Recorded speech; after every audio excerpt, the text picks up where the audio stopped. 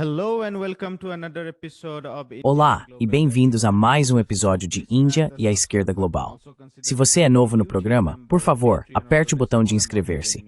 Considere também tornar-se um membro do YouTube, um apoiador no Patreon ou doar um pequeno valor usando o link na descrição. Mas no mínimo, assista ao programa, curta, compartilhe e comente.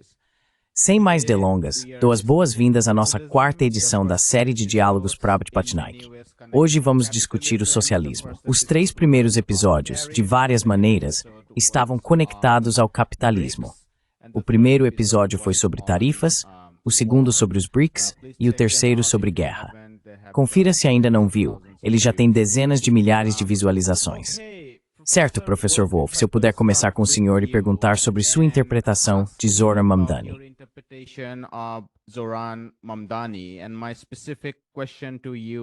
E minha pergunta específica para você é: você interpretaria a ascensão de Zoran Mamdani como parte das grandes ondas de descontentamento que vimos nos Estados Unidos, especialmente após a crise financeira global, representadas pelo Occupy Wall Street, a campanha de Sanders, o aumento das lutas trabalhistas, a sindicalização e assim por diante? Ou você acha que é apenas uma reação local ao fracasso do Partido Democrata em responder aos eleitores da classe trabalhadora?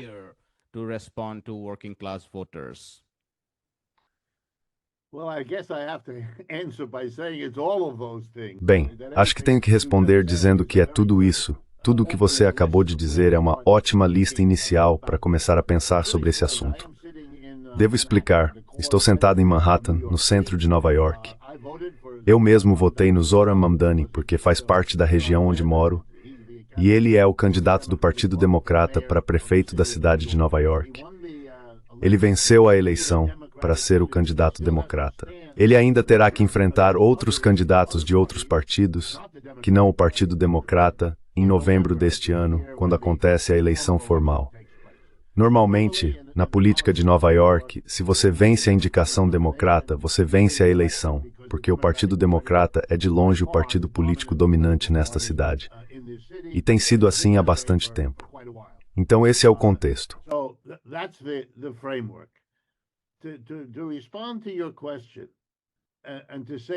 Para responder à sua pergunta, e sendo totalmente honesto, nós neste país estamos lenta e hesitantly emergindo de 75 anos de propaganda implacável e repressão constante de tudo o que tem a ver com socialismo. No meu caso, falo pessoalmente porque essa tem sido a minha vida. Nasci nos Estados Unidos. Vivi aqui a maior parte dos últimos 75 anos, e essa tem sido minha experiência sem exceção. Seja na mídia, no discurso político dos líderes, ou nas declarações e falas de líderes empresariais, acadêmicos, não importa muito.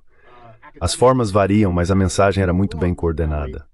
Veja, sou um produto da educação de elite deste país. Estudei em Harvard, em Stanford e em Yale.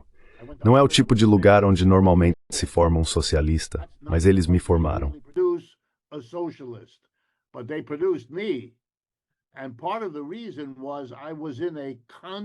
E parte do motivo era que eu estava em um estado constante de oposição. Cada aula, cada professor era uma oportunidade para eu aprender o que viria a ser minha própria visão sobre capitalismo e socialismo.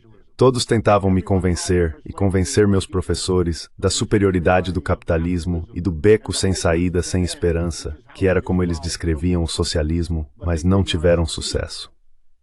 Parte disso, e agora parte da minha resposta, é que eles nunca conseguiram extinguir completamente o movimento pelo socialismo. Eles tentaram e foram muito longe. E para muitos, muitos americanos, e é crucial que nossos amigos na Índia e em qualquer outro lugar entendam isso, para a massa das pessoas, eles transformaram o socialismo em uma caricatura absurda, um lugar de ditadura, um lugar sem nenhuma democracia, um lugar de sofrimento, pobreza e miséria incessantes.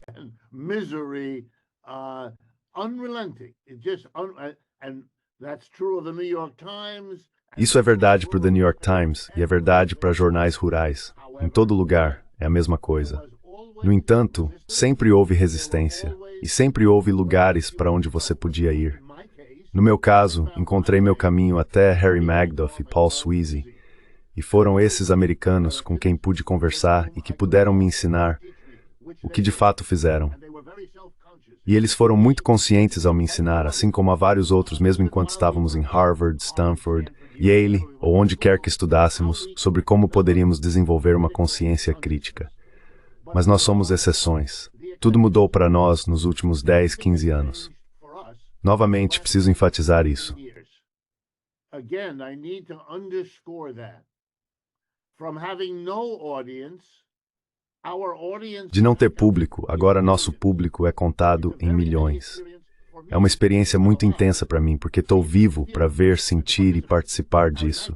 Harry Magdoff não está, Paul Sweezy não está, meu professor em Stanford, Paul Barron, não está, e outros como eles. Eles morreram, se foram, mas nós estamos aqui, estamos vivenciando, e é preciso dizer um ressurgimento da crítica ao capitalismo e um interesse sério no socialismo como uma alternativa melhor. Dito isso, preciso acrescentar um sentimento numa compreensão. O conhecimento sobre socialismo aqui é o educado possível, primitivo, muito primitivo. Very primitive. I'm exaggerating, but not by much. Estou exagerando, mas não muito. Eu diria que nos últimos 75 anos, 90% do que os socialistas do mundo têm debatido, discutido, argumentado e desenvolvido é desconhecido nos Estados Unidos. Eles simplesmente não sabem. A menos que por acaso tenham tido que ir para o exterior ou se envolver com alguém de outro país que os apresente a literatura daquela outra sociedade, eles simplesmente não sabem. A maioria dos americanos só fala inglês, só lê em inglês e vê o resto do mundo como um pano de fundo secundário para o que acontece no grande mundo dos Estados Unidos, com um olhar ocasional para Londres ou algo assim.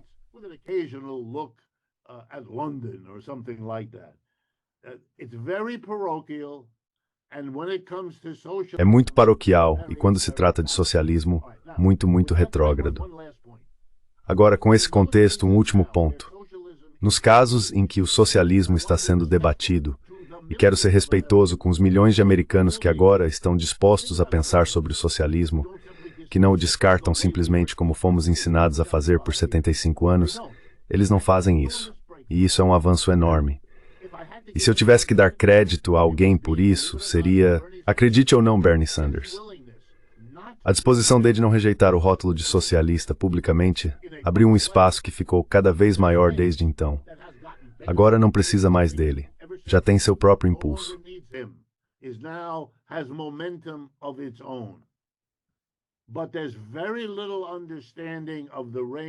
Mas há muito pouca compreensão sobre a variedade de diferenças entre os socialistas à medida que isso evoluiu.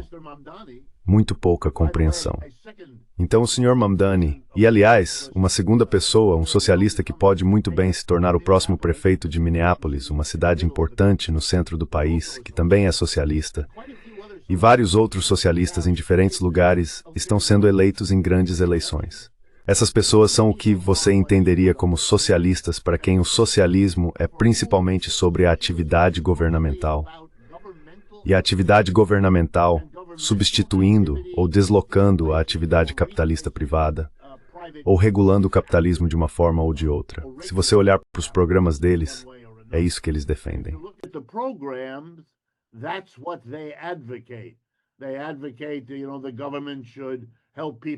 Eles defendem, sabe, que o governo deve ajudar as pessoas com moradia, ou que o governo deve ajudar as pessoas com...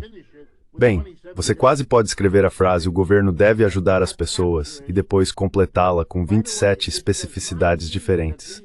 E isso resume o que eles querem dizer.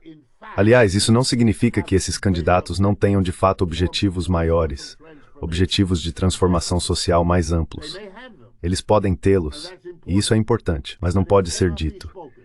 Eles não vão falar sobre isso porque temem que isso os levaria imediatamente ao extremo, de volta ao silenciamento que sofreram antes. Desculpe me alongar tanto, mas eu queria te dar uma noção tanto das boas notícias quanto da distância que ainda temos que percorrer.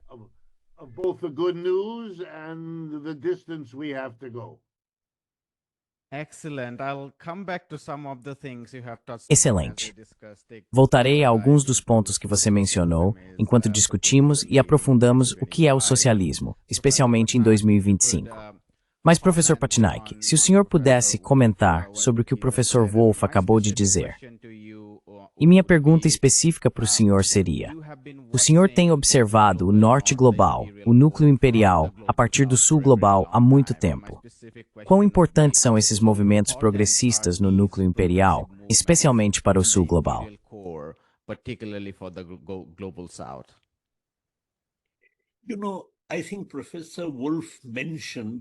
Sabe, acho que o professor Wolff mencionou os últimos 10, 15 anos. Acho isso muito importante. Houve uma mudança radical nesse período. Na minha opinião, isso se deve ao fracasso do capitalismo neoliberal, que é a fase mais recente do capitalismo. Ele trouxe sofrimento agudo para as pessoas trabalhadoras em todo o mundo, para os trabalhadores nos países avançados, para trabalhadores, camponeses, pequenos produtores nos países do terceiro mundo. Agora, nesse contexto, não houve apenas um amadurecimento das condições para o surgimento de movimentos socialistas e de esquerda, mas até mesmo o surgimento real desses movimentos. Veja, as pessoas muitas vezes não percebem isso.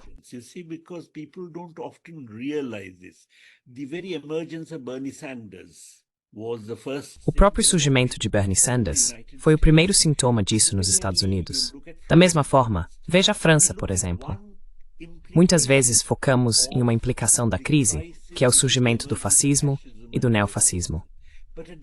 Mas, ao mesmo tempo, há o surgimento de um desafio ao fascismo e ao neofascismo, que não assume a forma das estruturas democráticas liberais burguesas, que realmente se mostraram bastante falidas, mas sim de potenciais estruturas socialistas, de esquerda.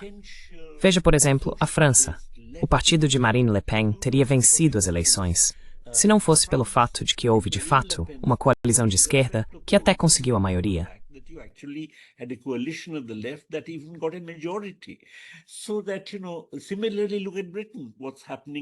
Então, sabe, de forma semelhante, veja o que está acontecendo na Grã-Bretanha. O Partido Trabalhista, na verdade, expulsou Jeremy Corbyn. Mas o grupo de Jeremy Corbyn agora está conquistando votos, a ponto de o próprio Partido Trabalhista provavelmente ser reduzido a apenas 15%. O que é mais ou menos o mesmo que se vê na Alemanha com os social-democratas. Você também vê, mesmo na Alemanha, todos falam sobre a ascensão do AfD, que claro é um grupo fascista, e está conseguindo pouco mais de 20% dos votos. Mas as pessoas não percebem que se você combinar os votos do Die Linke com os de Sarah Wagenknecht, que são as duas formações de esquerda, isso chega a cerca de 14%. Em outras palavras, a maior fatia de votos que a esquerda já teve na Alemanha em todo o período pós-guerra. Então há uma espécie de renascimento da esquerda acontecendo. E de fato, os votos do Die Linke agora estão subindo de 9% para 11%. E assim por diante. Going up even from 9 to 11% and so on. So, if you have some kind of a combined left, então, se você tem algum tipo de esquerda unida, é provável que essa esquerda unida supere a AfD. Portanto, em todo o mundo, no contexto da crise, enquanto as classes dominantes estão revivendo o fascismo e o neofascismo como um apoio à sua hegemonia, você também tem, ao mesmo tempo, uma tentativa por parte dos trabalhadores de buscar alternativas. E o socialismo realmente surgiu como uma alternativa. Claro, como o professor Wolff disse muito corretamente, muitos dos candidatos socialistas não necessariamente se autodenominam socialistas. Eles têm uma agenda de redistribuição. Agora, a redistribuição é muito importante, mas por outro lado não é socialismo.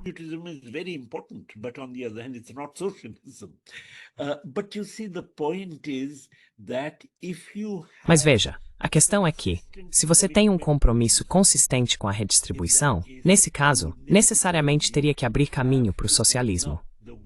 Por exemplo, se você tem, num país como a Índia, taxação sobre a riqueza, então os capitalistas deixam de fazer investimentos.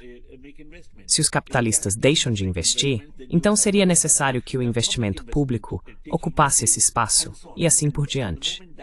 E no momento em que isso acontece, todo o centro de gravidade da economia se afasta do capitalismo, da busca de lucro por um grupo de capitalistas individuais, em direção a uma supervisão e controle mais públicos, com a sociedade sendo administrada para o benefício do povo.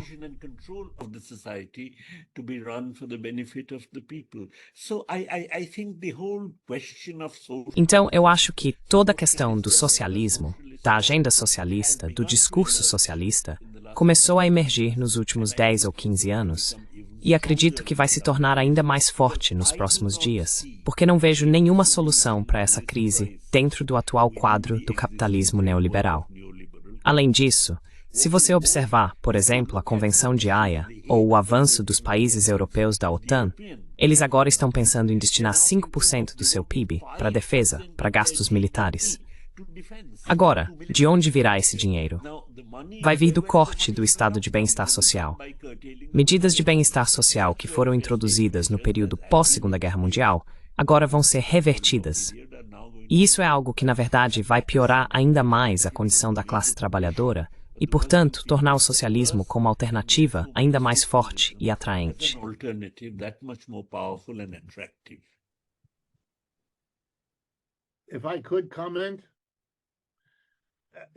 Se eu puder comentar, é muito importante esse último ponto que o professor Patnaik levantou. Gostaria de desenvolver a partir disso, porque nesse comentário ele capta o que eu considero o fenômeno central e notável aqui nos Estados Unidos, que é exatamente o sentimento. Gostaria de lembrar as palavras exatas dele, mas o sentimento que suas palavras transmitiram de que o sistema não funciona. Massas de americanos agora conseguem dizer isso. Eles conseguem dar um passo além de não consigo exatamente o emprego que quero, ou não tenho exatamente a renda de que preciso, ou não posso me dar ao luxo de casar, ou não posso me dar ao luxo de ter filhos, ou qualquer outra coisa do tipo.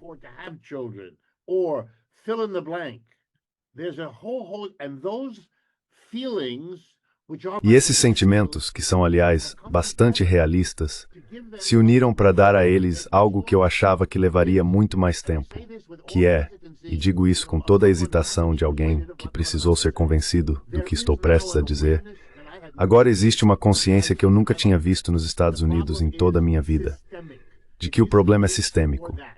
Não é isso ou aquilo. Não só é sistêmico, como a palavra aceitável é capitalismo. Você pode dizer que é um problema sistêmico, e é o capitalismo. O capitalismo agora faz parte do humor do povo americano, fazendo piadas.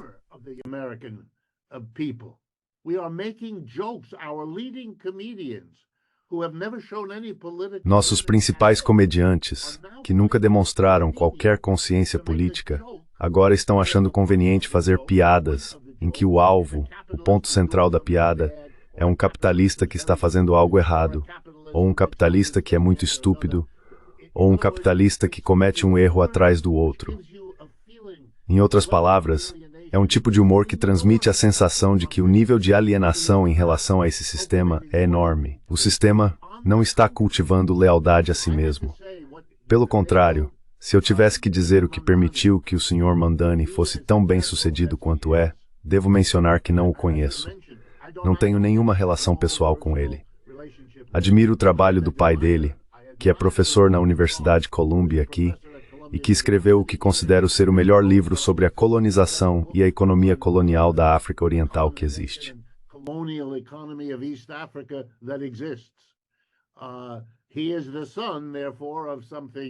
Ele é, portanto, filho de algo muito interessante que vai muito além do que ele diz em público. Você sabe, pais e filhos são diferentes, então quem pode saber?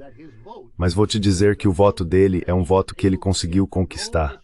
E isso não é nenhuma falta de respeito com ele, porque ele conseguiu se apresentar como a personificação da alienação de todos os jovens e também de boa parte dos mais velhos.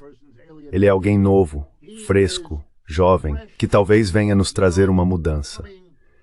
E as pessoas estão tão alienadas, tanto do Partido Republicano quanto do Partido Democrata, que ele se encontra nessa situação notável em que realmente pode vencer, apesar da hostilidade dos bancos, das grandes empresas e de todos os inimigos habituais desse modo de pensar.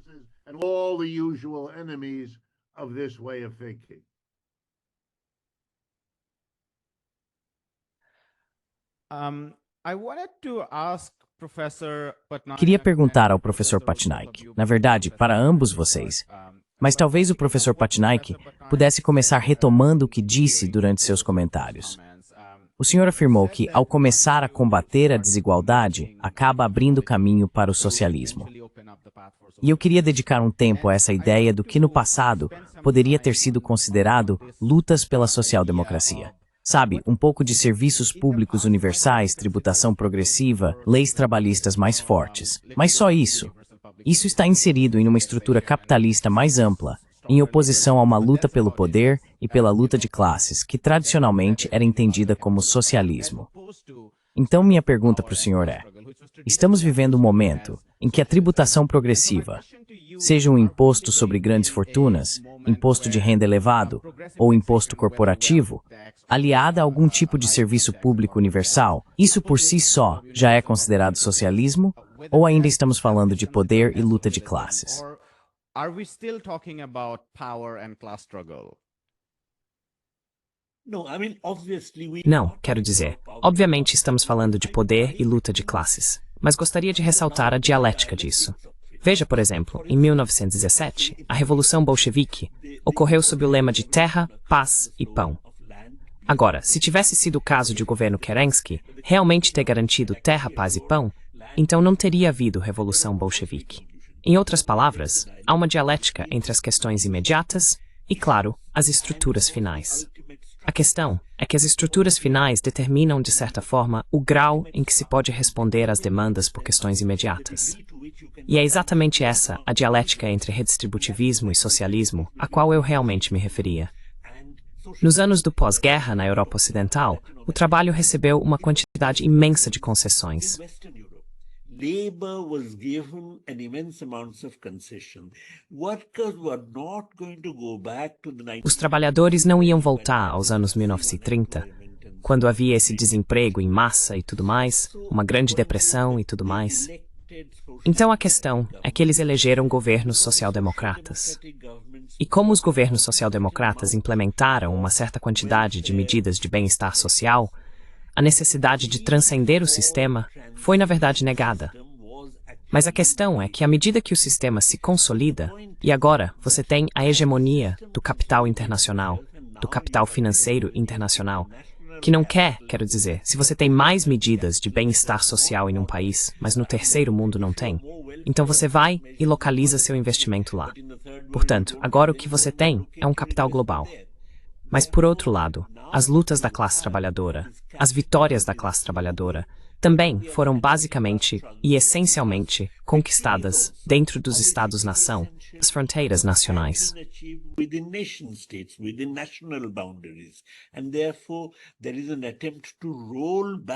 E, portanto, há uma tentativa de reverter essas conquistas, o que se torna fácil porque o capital agora é globalizado. E esse retrocesso, que gera o sofrimento imediato dos trabalhadores, é agravado por um sistema em que há estagnação, em que o emprego não aumenta de forma alguma, e assim por diante. Então você acaba tendo uma condição realmente bastante insustentável e insuportável para a classe trabalhadora. E justamente, as condições que haviam contido o avanço do socialismo no mundo capitalista avançado, especialmente estou falando da Europa Ocidental no período pós-guerra, agora estão sendo desfeitas. E, portanto, as condições históricas, não estou dizendo que amanhã haverá socialismo, mas as condições históricas estão realmente se abrindo para um novo avanço do socialismo.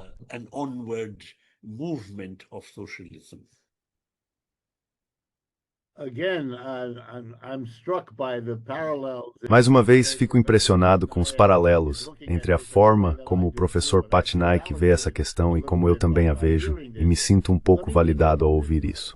Deixe-me retomar esse pensamento. Aqui nos Estados Unidos, talvez tenhamos uma dialética, no sentido original de Hegel, funcionando de outra maneira. Existe nos Estados Unidos uma compreensão bastante clara de que o período após a Segunda Guerra Mundial pode ser descrito, como eu costumo descrever publicamente o tempo todo, mas posso fazer isso porque é aceito, que o período após a Segunda Guerra Mundial pode ser descrito como o desmonte do New Deal. O New Deal foi o nome dado nos anos 30 pela administração Roosevelt ao seu programa fortemente social-democrata. Program. Just to remind everyone, Só para lembrar a todos, a Grande Depressão de 1929 fez com que a classe trabalhadora americana se movesse fortemente para a esquerda. Isso deu origem a um poderoso partido comunista, 2 partidos socialistas e a maior onda de organização sindical da história americana, que trouxe milhões de pessoas pela primeira vez para sindicatos organizados. Tudo isso culminou na Segunda Guerra Mundial, com os Estados Unidos aliados à União Soviética. Mas, para a classe dominante, foi um choque do qual nunca se recuperaram, foram obrigados a pagar. Os destemores sobre eles foram aumentados drasticamente, e o que o governo não conseguiu arrecadar em impostos, tomou em empréstimos forçados.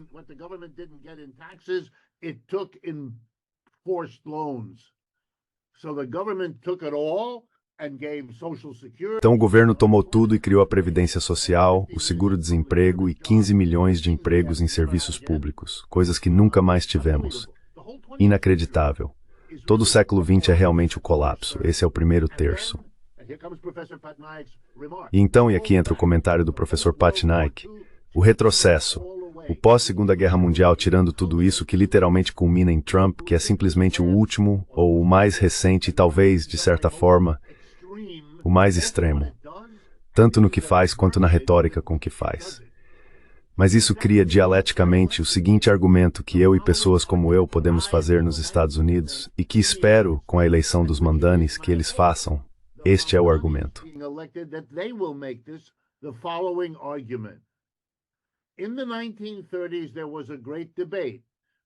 Na década de 1930, houve um grande debate entre socialistas e comunistas, reforma ou revolução, no sentido antigo de Rosa Luxemburgo e de todos os outros. Essa luta foi vencida pelos reformistas, e os revolucionários foram derrotados. Eles até com poucas exceções concordaram com o seguinte acordo. Apoiaremos o Sr. Roosevelt para presidente, mas ele precisa ser um social-democrata. Ele precisa aprovar a Previdência Social, o seguro-desemprego, um salário mínimo pela primeira vez. Um programa incrível que ele realizou. Esse acordo foi feito e os reformistas venceram. E então olho para a plateia e digo a um grupo de americanos que assentem com a cabeça porque entendem isso.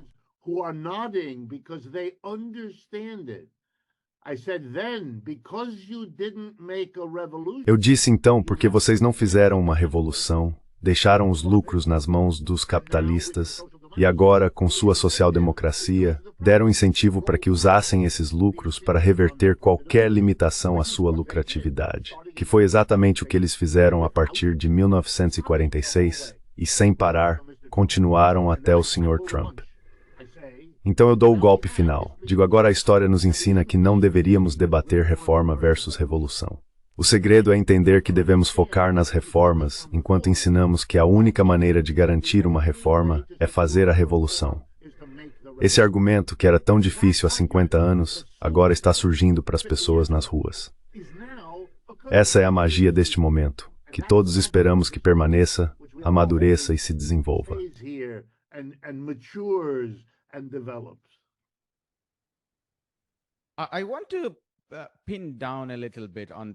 Quero aprofundar um pouco essa questão de reforma e revolução. Quero dizer, estou convencido, até certo ponto, de que essa distinção rígida entre reforma e revolução pode estar um pouco ultrapassada, e deveríamos falar sobre qualquer passo incremental como reforma, enquanto ainda falamos sobre revolução.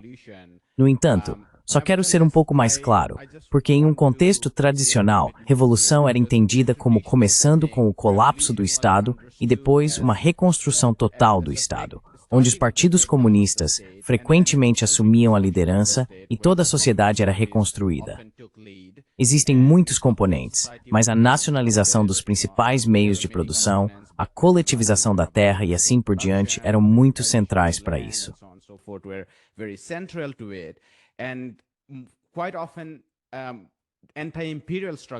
Muitas vezes, as lutas anti-imperialistas eram muito centrais para isso. Mas não estamos nessas circunstâncias em muitos casos. Quero dizer, em alguns casos talvez estejamos. Há transformações muito importantes acontecendo na região do Sahel, por exemplo, onde o imperialismo é muito dominante. Mas estou pensando nas lutas dos agricultores na Índia, ou na chegada do JVP ao poder no Sri Lanka, ou em Mamdani nos Estados Unidos. Essas lutas ainda são travadas dentro das estruturas da política burguesa. Nesse sentido, o que significa revolução quando estamos falando sobre salário mínimo ou alguma tributação progressiva, enquanto ainda precisamos depender do capital privado e de sua boa vontade?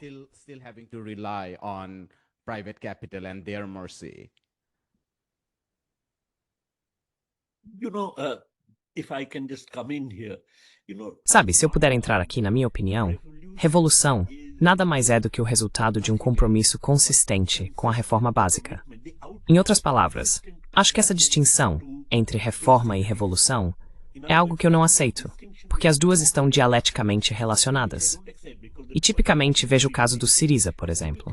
O Syriza chegou ao poder prometendo reformas. Mas, por outro lado, o Syriza não conseguiu implementar as reformas porque continuou preso dentro de toda a rede de fluxos de capitais globais e fluxos financeiros globais. Então, a questão é que, se o Syriza tivesse mantido seu compromisso com a agenda de reformas, teria que sair desse quadro. E no momento em que você sai desse quadro, começa a fazer mudanças que têm um caráter fundamental em todo o arranjo capitalista no qual você está preso.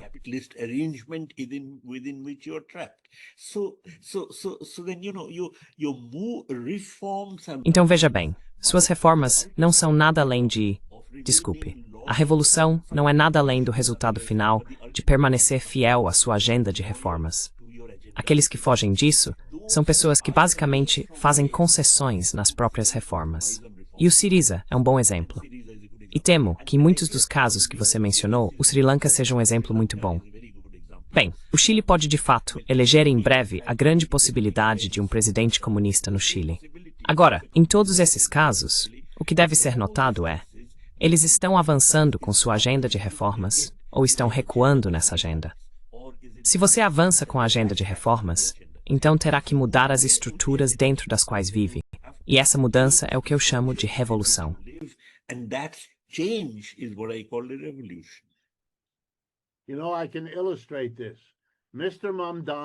Sabe, posso ilustrar isso.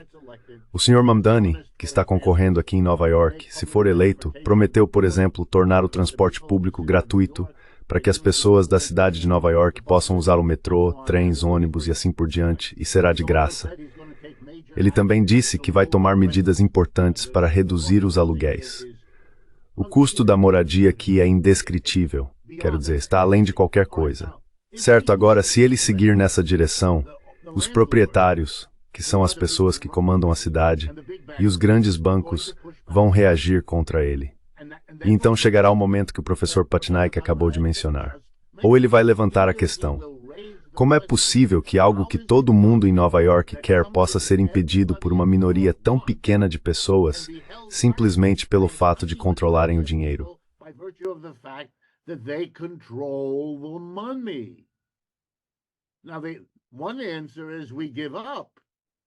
Agora, uma resposta é desistirmos. É isso que os liberais vão sugerir. Eles já estão sugerindo isso. Mas a outra, se o Sr. Mamdani está comprometido exatamente da forma que o professor Patnaik acabou de descrever, então não por alguma noção abstrata de reforma e revolução, mas por um momento muito prático, ele terá que levantar a questão que para nós é claro a questão sistêmica. Como uma minoria tão pequena pode ter tanto controle sobre toda a riqueza social? Esse é o problema. Não a forma específica como eles utilizam, mas o fato de estar em posições de fazer isso. E mudar isso é o que transforma a reforma em revolução.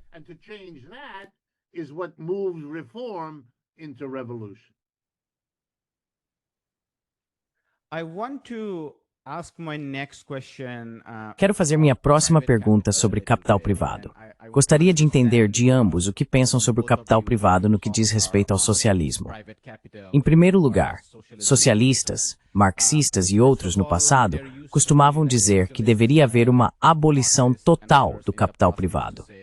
Se vocês puderem explicar se isso significava realmente uma abolição total do capital privado, ou se significava principalmente a nacionalização dos principais meios de produção, isso seria útil, porque eu realmente acho, e me digam se concordam ou não, que a história nos mostrou que o setor privado tem um papel a desempenhar.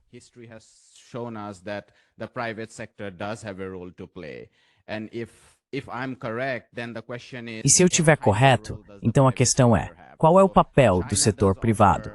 Então a China nos oferece algumas respostas, coisas como bancos, infraestrutura pública, educação e assim por diante, incluindo meios de produção produtivos como indústrias, são em grande parte nacionalizados.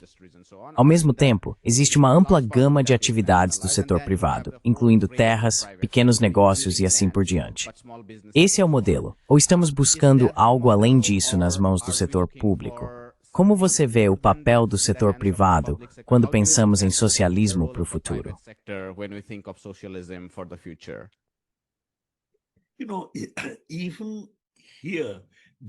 Sabe, mesmo aqui, existe uma dialética que precisa ser apreciada. Após a independência na Índia e em uma série de países recém-descolonizados, havia a agenda do socialismo. Na Índia, por exemplo, Pandit Nehru falava constantemente sobre um padrão socialista de sociedade. Em outros lugares também, muitos outros líderes do terceiro mundo falavam sobre socialismo. A suposição básica ali era que seria possível ter tanto empresas privadas quanto públicas, mas que o Estado poderia controlar a iniciativa privada. Agora eu acho que o capitalismo tem uma espécie de dinâmica. Ele possui essa espontaneidade no sentido de que nesse tipo de situação, um lado ou outro tende a se tornar mais forte com o tempo.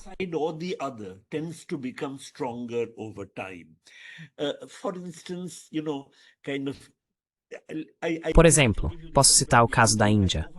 Com o tempo, houve um fortalecimento do setor privado, que em combinação com o fato de que em todo o mundo houve uma consolidação do capitalismo, particularmente do capitalismo neoliberal e da globalização do capital, desequilibrou a balança em desfavor do setor público. Assim, é possível ter capital público e privado, mas enxergar isso como uma situação de equilíbrio, onde se pode congelar permanentemente a economia nessa proporção entre público e privado, é algo que não acredito ser correto. Porque, como disse, o mundo como um todo é obviamente capitalista.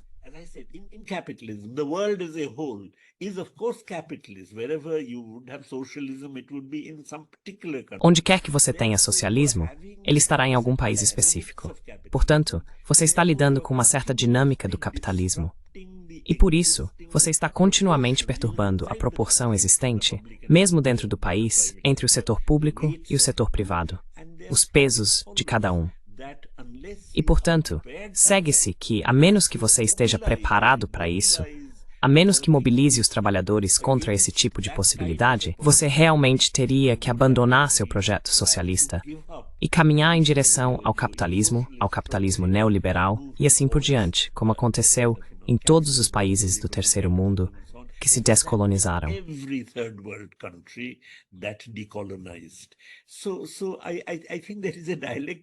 Então acho que existe uma dialética aí. Não estou dizendo nem por um momento que se amanhã um governo comprometido com mudanças fundamentais chegar ao poder, ele deva nacionalizar tudo. Não estou dizendo isso. Mas estou dizendo que é preciso estar ciente do fato de que, enquanto o capital privado continuar existindo, haverá uma tentativa contínua de subversão decorrente da própria dinâmica do capitalismo. De qualquer controle que o Estado ou o setor público tenha conquistado sobre os pontos estratégicos da economia.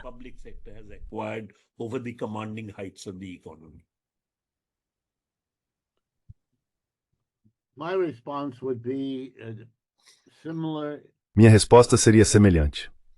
Eu diria o seguinte, que de muitas maneiras, o modelo chinês, o que eles chamam de socialismo com características chinesas, é uma combinação de capitalismo estatal e privado, que demonstrou ser capaz de crescer mais rápido por um período mais longo do que qualquer capitalismo privado conseguiria.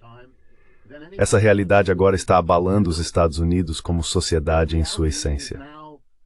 O país precisa lidar com a realidade que acabei de expor, mas não consegue. Não pode admitir isso, não consegue encarar, não pode fazer nada além de tentar desacelerar, reprimir, impedir, privar, atacar, seja o que for. E a única discordância é sobre qual a melhor forma de fazer isso. Não se deve ou não fazer, pelo menos por enquanto. Esse é o esforço que está sendo feito.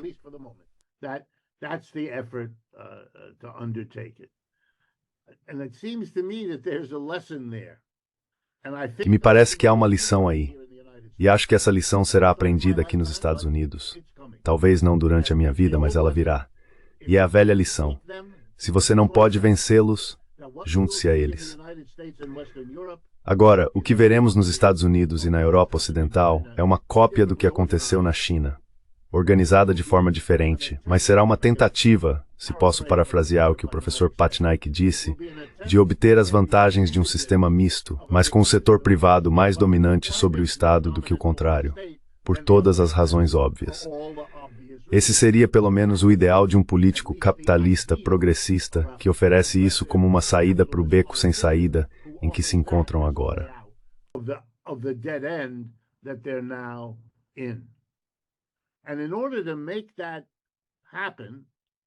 E para que isso aconteça, ou talvez colocando de outra forma, para planejar como responder a essa questão, a qual os socialistas terão que responder se eu estiver certo sobre para onde estamos indo, então os socialistas precisam ter algo a dizer sobre o último ponto que o professor Patnaik levantou, quando ele disse quase no final da frase, com o setor estatal de alguma forma dominante. É para aí que estamos indo? Será que o socialismo será a mistura com a parte estatal dominante e o que costumávamos chamar de capitalismo será uma mistura com a parte privada dominante?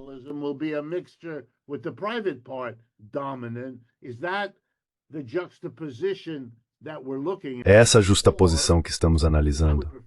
Eu preferiria dar o próximo passo e dizer que não. Nós realmente queremos uma transformação do local de trabalho para colocar as pessoas trabalhadoras no comando, ali mesmo, não apenas nos altos níveis do governo, da política e do parlamento, mas em cada local de trabalho. Torna-se uma comunidade democrática das pessoas no local de trabalho que decidem coletivamente, de forma democrática, o que produzir, como produzir, onde produzir e o que fazer com o produto. Isso, para mim, então, se torna um passo revolucionário, claro, além de qualquer combinação de Estado e iniciativa privada.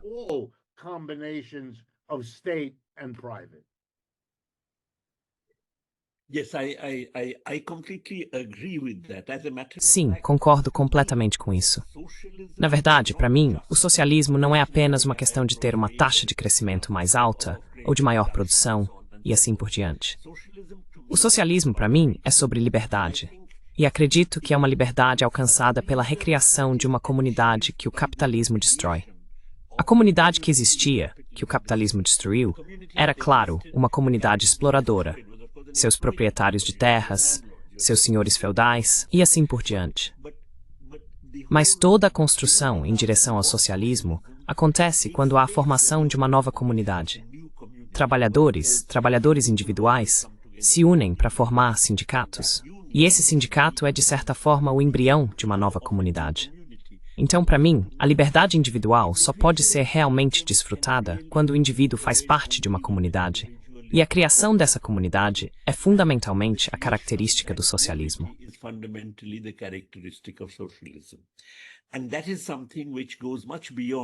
E isso é algo que vai muito além de simplesmente decidir quanto capital privado e público deve existir, qual taxa de crescimento deve ser adotada, e assim por diante. Então, fundamentalmente, mas eu acho que, novamente, está relacionado, porque, obviamente, se você tem uma economia com capital privado substancial, você não está criando nenhuma comunidade, pois é preciso criar condições para o capital privado operar, e essas condições são essencialmente contrárias aos interesses dos trabalhadores. Portanto, o movimento em direção ao socialismo deve assumir a forma da criação de uma comunidade na qual os indivíduos possam realmente desfrutar de sua liberdade.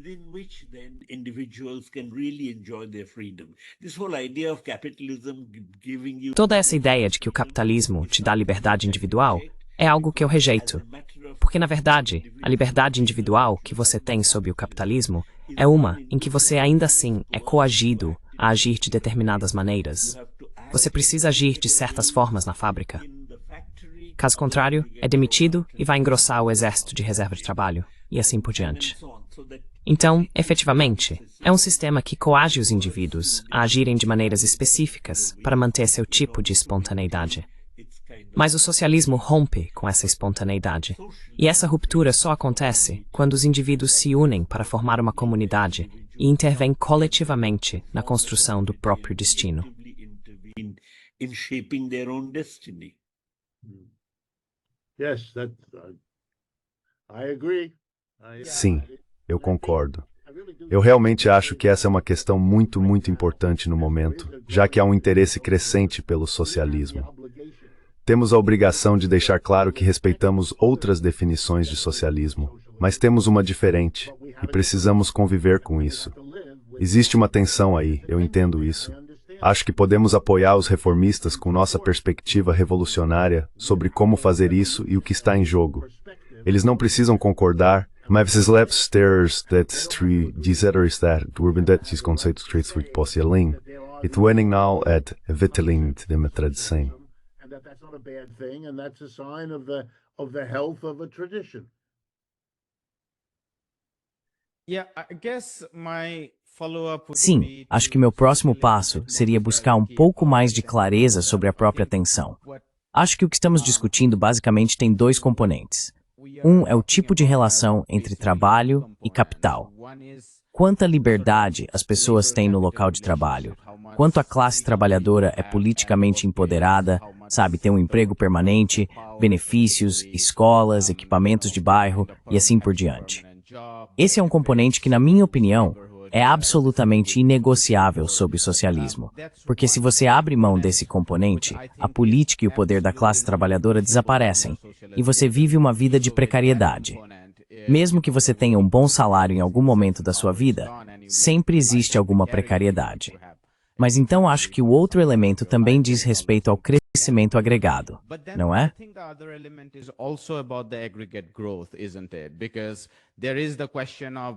Porque existe a questão de que, mesmo que você tenha pleno emprego, se você não produz uma economia dinâmica, onde a produtividade pode ser constantemente aumentada, então com o passar do tempo, você acaba ficando para trás em relação aos outros. Talvez eles fossem capitalistas, tivessem mais precariedade e talvez nem mesmo alcançassem o pleno emprego, mas eram mais dinâmicos nesse sentido e por isso têm um padrão material de vida melhor. Talvez isso não seja distribuído de forma igualitária, mas no geral você percebe um pouco disso. Então, minha pergunta é, e estou pensando na China aqui, porque grande parte do sucesso da China veio de um crescimento muito alto, que foi produzido pelo dinamismo do mercado, e não necessariamente pela redistribuição ou empoderamento da sua classe trabalhadora. Eu gostaria de saber, professor Patnaik, quais são seus pensamentos sobre o que acabei de tentar expor?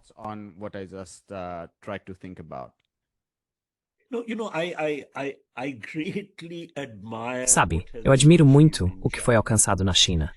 Mas, ao mesmo tempo, também tenho reservas muito fortes e sérias sobre o que foi alcançado na China.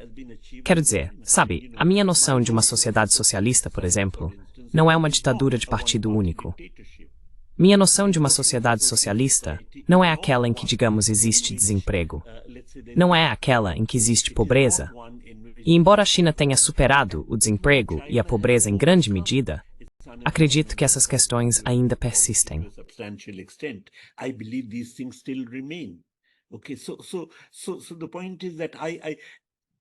Então, o ponto é que portanto, minha noção de socialismo vai além da simples ideia de conquistas tecnológicas e dinamismo de crescimento. Sim, você está certo ao dizer que, afinal, é preciso ter essas coisas. Mas, por outro lado, para mim elas são secundárias em relação à ideia de liberdade, a ideia da liberdade das pessoas trabalhadoras, em um sentido coletivo, de intervir e moldar suas próprias vidas, tanto econômica quanto politicamente, e assim por diante. Então, acho que isso é muito importante para mim. Portanto, eu não consideraria a China um país socialista modelo, de forma alguma. Quero dizer, realmente acho que eles ainda têm um longo caminho a percorrer antes de poderem de fato falar em termos de serem socialistas. Professor Wolff. Professor Wolff.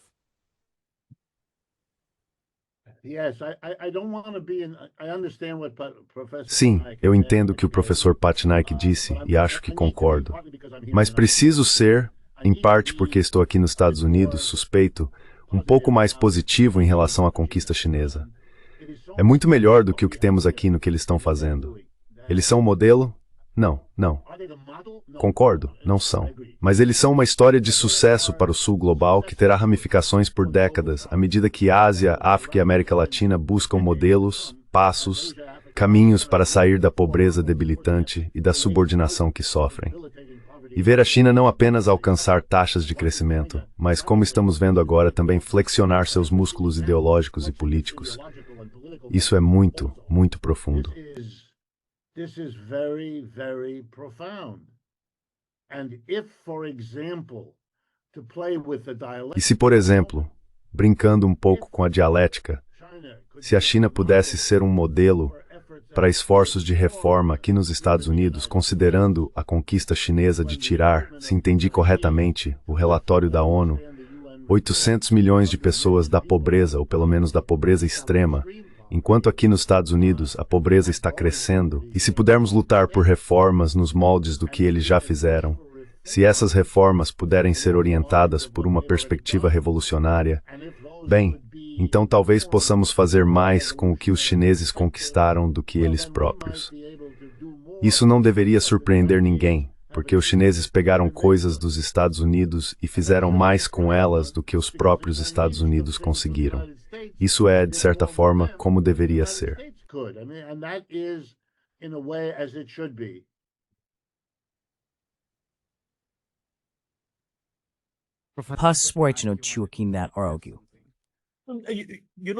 When I'm saying Sabe, quero dizer, quando digo que não estou pensando na China como modelo, tenho certeza de que isso é algo com o qual os próprios comunistas chineses concordariam. Na verdade, houve uma época, por exemplo, em que por causa da industrialização, havia conflitos entre a milícia e o campesinato, porque era preciso tomar as terras dos camponeses. E por causa disso, a própria liderança do partido, em determinado momento, lançou um programa chamado Rumo a um Campo Socialista, no qual realmente fez uma série de mudanças. Então a China é, por assim dizer, um processo. É um processo. Mas acho que nesse processo, precisamos avaliar a direção do movimento, em termos do grau em que as pessoas se sentem livres e do grau em que se cria um senso de comunidade.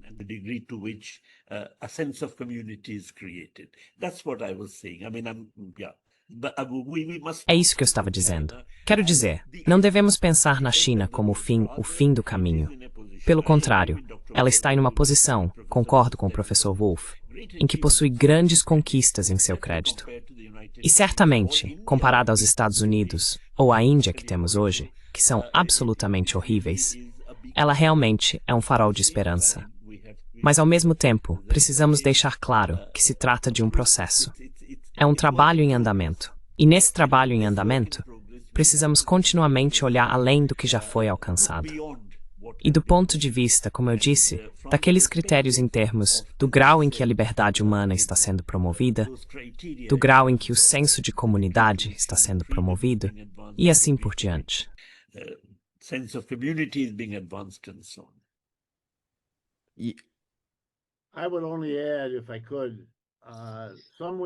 Eu só acrescentaria, se pudesse, que em algum lugar Marx escreve que nenhum sistema desaparece até ter tentado todas as formas concebíveis de sobreviver. Na minha leitura, socialismo e capitalismo não têm uma fronteira clara, fixa e firme. Ela é muito difusa. E quais são os estágios finais de um capitalismo tentando desesperadamente se manter de uma forma ou de outra? E onde começa o socialismo, acho que essas coisas se sobrepõem. E esse é produtivo manter isso em mente ao observar os Estados Unidos se debatendo em seu desespero.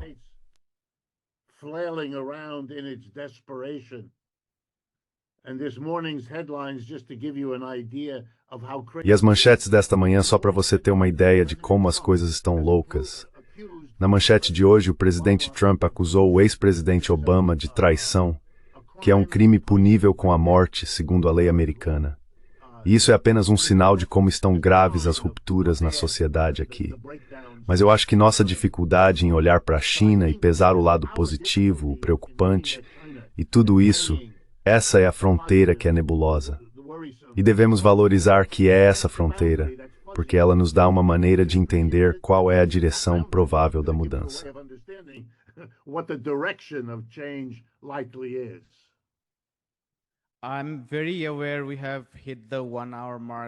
Estou ciente de que já passamos da marca de 1 hora, mas posso fazer só mais uma pergunta, se pudermos gastar mais 5 minutos nisso. Ok, eu queria perguntar e discutir finalmente um pouco sobre a estrutura política.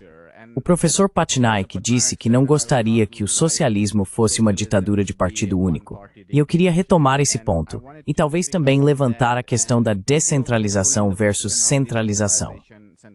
Porque, na minha opinião, em uma sociedade complexa, muitas das funções sociais e econômicas precisam ser altamente centralizadas. Estou pensando em bancos, estou pensando em finanças, estou pensando até mesmo em educação, estou pensando em desafios ecológicos e assim por diante.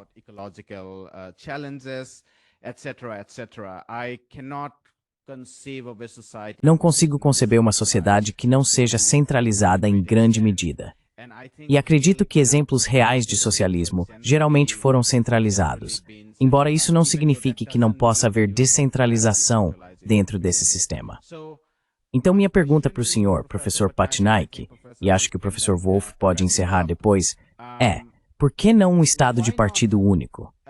Afinal, se precisamos desses desenvolvimentos de longo prazo que dependem da centralização, e enquanto isso representar uma luta de classes, por que o senhor quer ver esses circos a cada 5 anos?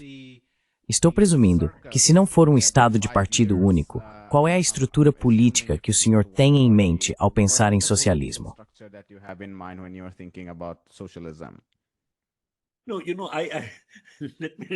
Não, veja bem, eu lembro você, eu estava falando sobre uma ditadura de partido único.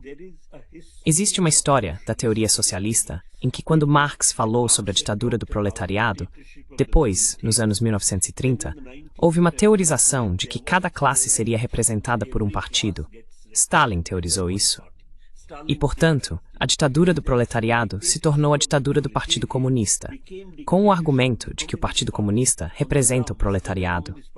Agora, eu acho que isso foi algo que realmente levou a uma profunda despolitização da classe trabalhadora. Porque imagine, quando a União Soviética colapsou, não houve sequer uma greve geral dos trabalhadores para defender a União Soviética.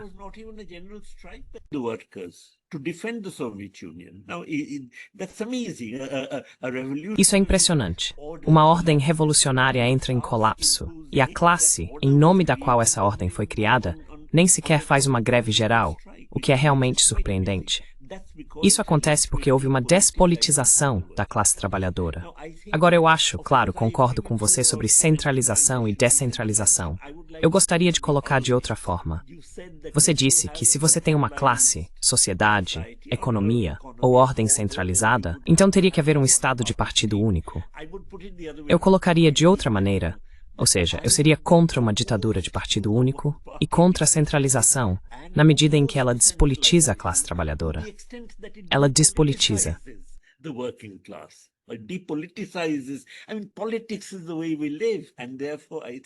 Quero dizer, política é a forma como vivemos. E, portanto, acho que a ideia de as pessoas serem despolitizadas é o que me oprime. Em outras palavras, não gosto da ideia de as pessoas se despolitizarem. Em parte porque, sabe, eu mesmo, ainda que não tenhamos tido uma revolução na Índia, tivemos uma luta anticolonial e vi pessoas sendo políticas. Quero dizer, ok, nasci depois que a luta terminou, mas minhas memórias disso, meu pai, na verdade, esteve envolvido na luta anticolonial, passando anos na prisão. Então a questão é, pessoas como sujeitos da história, pessoas como agentes que não são despolitizados, que são ativas, é isso que eu gostaria. Who are not depoliticized, who are active. That is what I would like. Mas a centralização necessariamente despolitiza? Eu diria, na verdade, que se o Partido Comunista na União Soviética não tivesse assumido alguns dos poderes dos sovietes, a própria União Soviética teria colapsado. Então, por um lado, pode-se argumentar que foi injusto o Partido Comunista centralizar parte de seu poder e tirá-lo dos sovietes.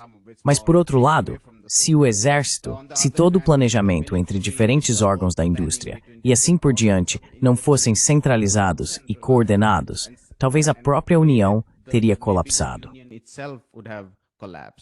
No, I'd like to distinguish here between two things. Não, eu gostaria de distinguir aqui entre duas coisas. Você pode dizer isso sobre a China hoje. Pode dizer isso sobre a União Soviética. Que a centralização e a existência de uma economia planificada deram à União Soviética os meios, a capacidade de resistir ao cerco capitalista, de resistir à agressão capitalista. Ok. Agora eu acho que a necessidade de resistir à agressão capitalista e as estruturas exigidas para isso não podem, no entanto, definir o nosso ideal de socialismo. É isso que estou tentando dizer. Sim, tudo isso pode ser necessário. A questão é que, para evitar, digamos, um golpe de Estado orquestrado pelo imperialismo em seu país, você mesmo precisa ter um sistema muito rigoroso de contra-espionagem e outras coisas, o que pode ter implicações autoritárias. Mas, por outro lado, esse não é o meu ideal de socialismo. Isso é algo que é exigido pelos problemas da transição. Professor Wolff, faça um resumo para nós. Okay. Certo. No meu entendimento dos estudos complexos do marxismo sobre o Estado, eu gosto da velha ideia, que acho que remonta pelo menos a Lenin, de que o Estado é o comitê executivo da classe dominante. E para mim, portanto, decorre que todas as formas de Estado que surgiram a partir do colapso do feudalismo e dos últimos 5 séculos de capitalismo, se espalhando para cobrir o globo como faz agora, o que vimos foi o desenvolvimento complicado ao longo do tempo, o desenvolvimento evolutivo de um aparato estatal apropriado, tanto conseguiram as necessidades desse capitalismo. As much as they could do it to the needs of capitalism. If we are able to Se conseguirmos construir a comunidade da qual o professor Patnaik fala, trabalhadores no local de trabalho tornando-se seus próprios empregadores, de modo que a diferença de classe entre mestre e escravo, senhor e servo, empregador e empregado finalmente acabe, então esse tipo de reorganização na base terá que definir por si mesma as formas estatais, centralizadas, descentralizadas e assim por diante que reproduzam esse sistema. Assim como o capitalismo fez uso do parlamento ou da ditadura conforme precisou para sua própria sobrevivência e desenvolvimento. Mas não devemos nos limitar em nosso pensamento, planejamento e imaginação, como se tivéssemos que escolher entre as formas do capitalismo o tipo de aparato estatal centralizado ou descentralizado que teremos em um sistema socialista.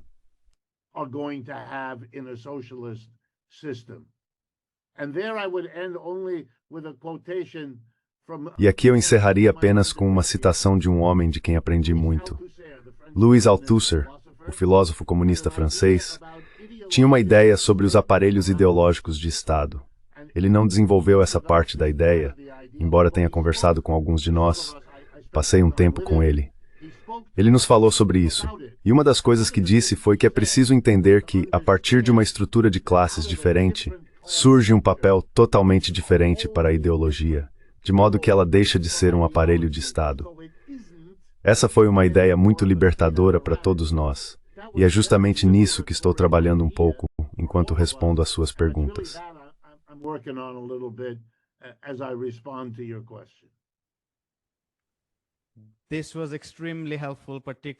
Isso foi extremamente útil, especialmente seu comentário sobre os paralelos com o capitalismo. Se o capitalismo, supostamente o sistema mais descentralizado, tão descentralizado que são átomos individuais e nada mais, se esse sistema consegue descobrir como se centralizar, incluindo órgãos como parlamentos, Congresso, o Federal Reserve e assim por diante, então por que o socialismo organizado de baixo para cima não conseguiria descobrir até que ponto deveria se centralizar? Isso foi muito útil, professor Wolff e professora Patnaik. Eu não queria que essa discussão fosse uma conversa fácil entre socialistas, abordando apenas questões simples sobre o quão grandiosos e ótimos são os ideais, mas queria entender quais seriam as verdadeiras contradições dentro do socialismo ou em sociedades que caminham em direção ao socialismo. E as respostas de vocês foram realmente profundas e úteis. Muito obrigado a ambos pelo tempo de vocês. Obrigado. Estou aprendendo com isso, então estou muito feliz de estar aqui. Hi, my name is Ayushman. Oi, meu nome é Ayushman. Eu, junto com Jyothishman, começamos esta plataforma. Nos últimos 2 anos, tentamos criar conteúdo para as forças de esquerda e progressistas. Até agora, entrevistamos economistas, historiadores, comentaristas políticos e ativistas. Se você gostou do nosso conteúdo e quer que a gente construa um arquivo para a esquerda, tenho 2 pedidos para você. Por favor, considere fazer uma doação para a causa. O link está na descrição abaixo. E, se nenhum puder fazer isso, não é sinto mal. Era sempre Timbrus Kerthais e Chuathats Partilhólicos Quimarados. Dá-me não esqueça de se inscrever no canal. Finally, don't forget to hit the subscribe button.